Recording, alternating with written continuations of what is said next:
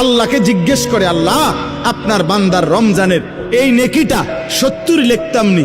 আল্লাহ বান্দার দিকে তাকাইয়া যখন দেখে গুনাহ থেকে মুক্ত, আল্লাহর জিকিরে তার জিহ্বা ভিজা, আল্লাহর মহব্বত তার কলিজার মধ্যে, সুন্নাত মোতাবেক তার জীবন, আল্লাহ তখন বলে না 70 না 700 লেখো, 700, 7,000 লেখো, 70,000 লেখো, 7 লক্ষ লেখো, 70 লক্ষ লেখো, 7 কোটি লেখো, 70 কোটি লেখো, 70,000 কোটি লেখো।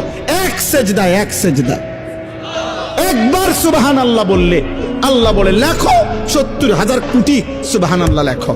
কোন কোন বেলায় আল্লাহ মহব্বতের জোশে, আল্লাহ তার মায়ায়, আল্লাহ বলে ফেরেশতা তুমি লিখো না, আক্তুবু, আমি আল্লাহ নিজেই লিখবো। এই নেকি তুমি দিয়া পারতা না, আমি দেবো আমার বান্দার নেকি। বলেন বাপ, বলেন।